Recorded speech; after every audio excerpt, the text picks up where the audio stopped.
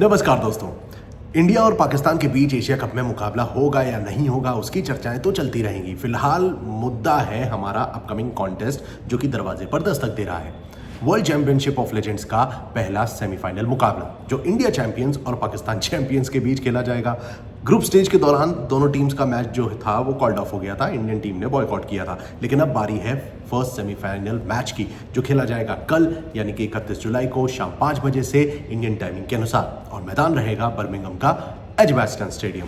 अब दोस्तों इस मुकाबले से रिलेटेड कई तमाम अपडेट्स के साथ मैं प्रकुल आपके समक्ष हाजिर हूं कि भाई साहब अगर मुकाबला होता है तो हम तत्पर रहें और अभी तक जो मुकाबले हुए हैं उनको ध्यान में रखते हुए एक बेहतर समीकरण के साथ एक बेटर प्रिडिक्शन की ओर बढ़ सकें। तो चलिए फटाफट से शुरुआत करते हैं पिच रिपोर्ट के साथ। अब दोस्तों ये जो बर्मिंघम का मैदान है, यहाँ पर T20 फॉर्मेट के टोटल 12 मुकाबले हुए हैं, जिसमें से एक मैच जो था वो अबेंडन हुआ, एक मैच का कोई रिजल्ट नहीं निकला। 9 मैचेस जो हैं वो पहले बल्लेबाजी करते हुए और मात्र एक मुकाबला सेकंड बैटिंग करते हुए जीता गया है। यहाँ पर एवरेज स्कोर 175 का नजर आता है, लेकिन इस WCL में वर्ल्ड चैंपियनशिप ऑफ लेजेंड्स के मुकाबलों के दौरान एक लो स्कोरिंग गेम अधिकतर हमें देखने को मिला था, जहाँ पर अगर हम ओवरऑल स्टैट्स की बात करें तो लोएस्ट स्कोर इंग्लैंड ने बनाया है 118 रन और हाईएस्ट स्कोर गया है इंग्लैंड का ही 221 रन। और स्कोरिंग पैटर्न पे जब हम गौर करते हैं तो 3 बार स्कोर 150 से नीचे, 3 बार स्कोर 150 से 169 के बीच, 3 बार स्कोर 170 से 189 के बीच और 2 बार स्कोर जो है वो 190 प्लस जा चुका है। ये है पिच रिपोर्ट। अब यहीं पर दोस्तों जब हम बॉलर्स के प्रदर्शन की बात करते हैं इस ट्रैक पर, तो जो 3 मुकाबले इस WCL 2025 में हुए उसमें टोटल 26 विकेट चटकाए गए। 21 विकेट पेसर्स ने और मात्र 5 विकेट स्पिनर्स की झोली में गिरे थे। यानी कि जो फास्ट बॉलर्स हैं वो कौन कौन से हैं और इस अपकमिंग कॉन्टेस्ट में कौन से गेंदबाजों पर हमें नजर रखनी चाहिए, इस पर हम चर्चा करेंगे टीम एनालिसिस पे। फिलहाल एक नजर डाल लेते हैं हेड टू हेड कंपैरिजन पे, क्योंकि जो WCL का मुकाबला हुआ था पिछले सीजन उसमें 2 मुकाबले दोनों टीम्स के बीच हुए थे। एक मैच पाकिस्तान ने जीता था, एक मैच इंडिया ने जीता था। जो फाइनल मैच था वो इंडिया के नाम रहा था और इस साल जो ग्रुप स्टेज का मुकाबला है वो कॉल्ड ऑफ हो गया था। तो दोस्तों ये थी अभी तक की हिस्ट्री दोनों टीम्स के बीच। Now let's talk about probable 11 and top performers. Pakistan की पहले बात कर लेते हैं। दोस्तों पाकिस्तान के टॉप ऑर्डर में आपको नजर आएंगे शर्जिल खान, कामरान अकमल और उमर अमीन।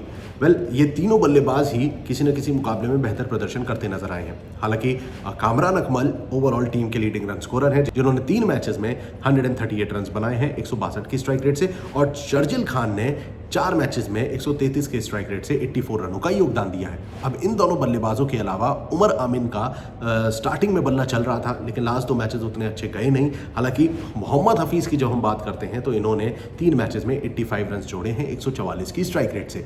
तो ये 3 हमारे मेन बल्लेबाज हो गए जिन पर हम भरोसा कर सकते हैं। हालांकि जब आप मिडिल ऑर्डर पे गौर करते हैं तो आसिफ अली, शोएब मलिक, इमाद वसीम जैसे खिलाड़ी भी मौजूद हैं जो कि इस लाइनअप को थोड़ा और डेप्थ प्रोवाइड करते हैं, और इमाद वसीम तक एक डिसेंट बैटिंग लाइनअप तो है ही, जहां पे शोएब मलिक भी भाई रन स्कोर करने की काबिलियत रखते हैं। रही बात गेंदबाजी की तो यहां पर आपको इमाद वसीम, आमिर यामिन, सोहेल तनवीर, सोहेल खान और वाहब रियाज का ऑप्शन मिल जाता है। अब दोस्तों ये जो बर्मिंघम का मैदान है ये थोड़ा पेसर्स की तरफ फोकस करता है, तो ऐसे में सईद अजमल का खेलना शायद डाउटफुल नजर आता है। हालांकि ऑस्ट्रेलिया के खिलाफ उन्होंने 6 विकेट चटकाए थे 4.2 की इकॉनमी के साथ, इसको ध्यान में जरूर रखना चाहिए। तो एज एन इम्पैक्ट प्लेयर के तौर पर सईद के चांसेस हो सकते हैं इन दिस अपकमिंग कॉन्टेस्ट। रही बात दोस्तों फास्ट बॉलर की तो यहाँ पर आपको सोहेल तनवीर का ऑप्शन मिलता है जो कि 4 मैचेस में 6 विकेट चटका चुके हैं। तो ये है पूरा लेखा जोखा पाकिस्तान टीम का।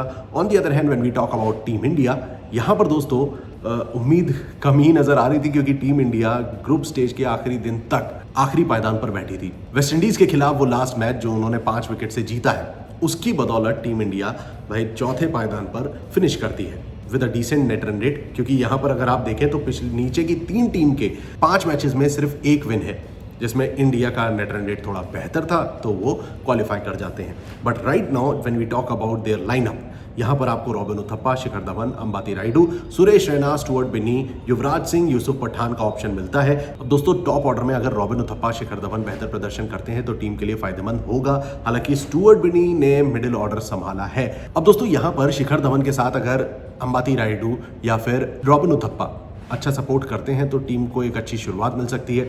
धवन जो कि 4 मैचेस में 134 रन बना चुके हैं 136 के स्ट्राइक रेट से, डिसेंट फॉर्म में नजर आ रहे हैं, लेकिन अपनी पारी को बड़ा नहीं कर पा रहे हैं।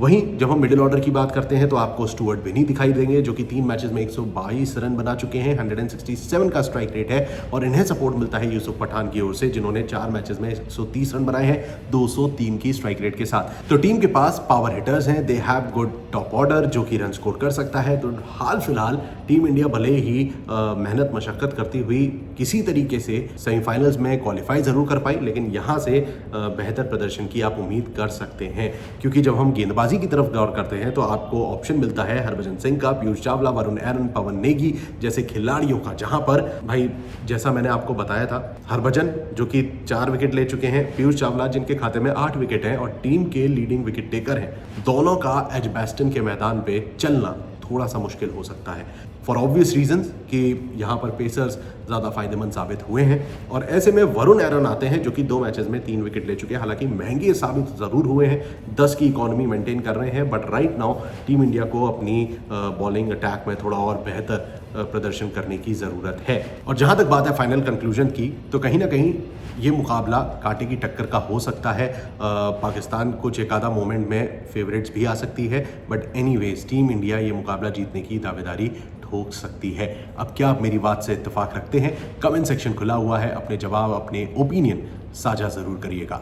और क्रिकेट लाइन गुरु चैनल को अभी तक सब्सक्राइब नहीं किया है तो फटाफट से सब्सक्राइब का बटन दबाइए और नोटिफिकेशन की घंटी बजाना ना भूलिए।